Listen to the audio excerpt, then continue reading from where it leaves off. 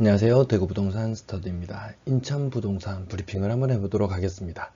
인천 아파트 시장 정말 대단하네요. 하지만 우려점도 드러나고 있습니다. 거래량과 거래대금 살펴보시겠습니다. 아파트 거래량 부산, 대구 이런 곳을 훨씬 더 상회하는 것 같네요. 그렇지만 좀 우려스러운 점은 거래량이 지속적으로 감소하고 있다는 점. 서울, 경기만 나타나는 현상이 아니고 전국적으로 거래량이 많이 감소하고 있네요. 10월달은 1752건으로 마감되었고 11월 현재 신고 현황으로 봐서는 10월 거래량을 넘어서기는 힘들어 보이네요. 자, 가격 상단 최근 거래된 것 조회해 보니까 이렇게 신고가가 양호하게 나오고 있습니다. 다른 지역들 대구나 부산은 많이 사라졌거든요. 이렇게 신고가가 잘 나오지 않습니다. 하지만 하락거래도 일부 있는 모습이네요. 가격 저가거래 형태에서 대구나 부산 신고가 구경하기 좀 힘들거든요. 물론 이렇게 심하게 하락하는 것도 나타나긴 하지만 저가 매물들은 대구, 부산, 울산 모두 다 굉장한 하락세를 거치고 있는데 그에 비해서 선방하고 있는 모습이네요.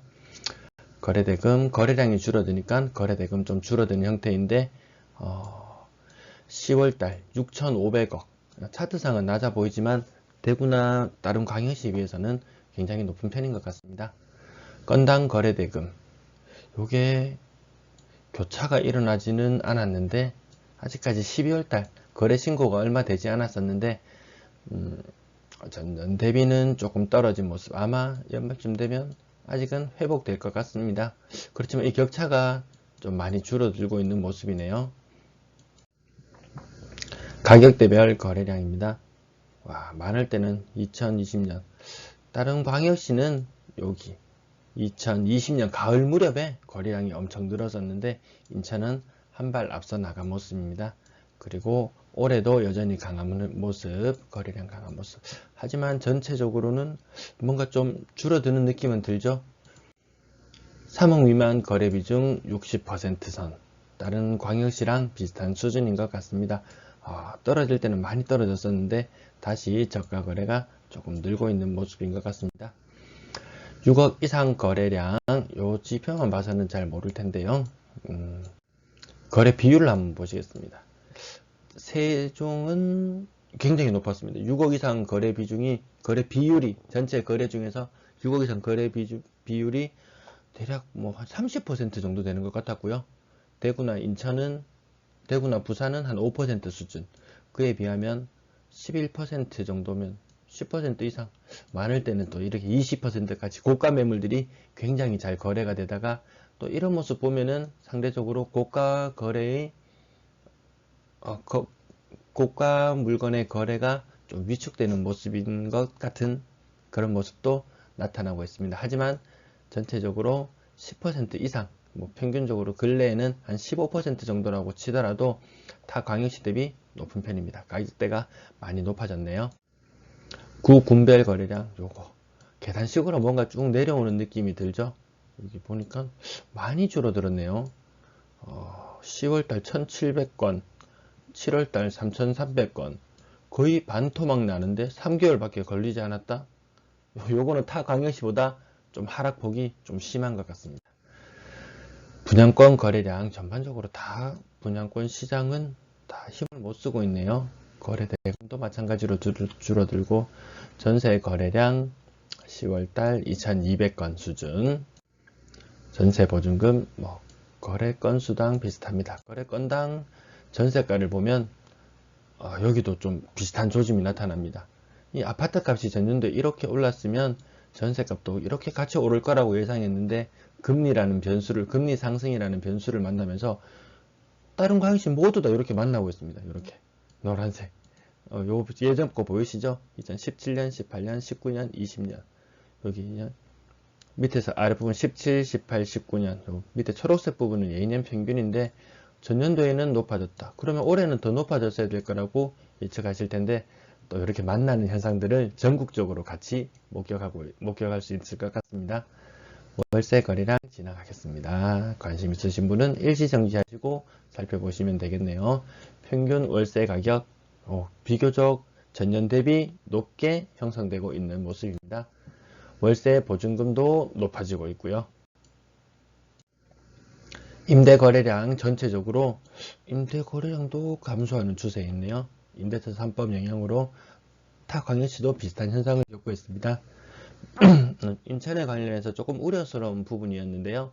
매도 물량과 임대 물량 전반적으로 이 올해 추세선은 이렇게 되어 있었는데 이렇게 다 전국적으로 다 이렇게 매도 물량이 전체적으로 다 증가하고 있습니다. 뭐 조정 지역이 어땠거니 하면서 양도세 때문에 사지도 못하고 팔지도 못한다고 하지만 매도 물량은 늘어난다는 사실. 연초보다는 아직까지 매도 물량이 적은 모습이네요. 전세 물량 우려스러운 부분 중에 또 한 가지인데요. 6,270건 정도. 연초 대비 거의 2배나 늘어났죠. 딱 전국적인 현상입니다. 월세 물량 전년 수치를 살짝 넘어서려는 모습. 올해 치고는 아마 월세 물량이 가장 많은 수준인 것 같네요.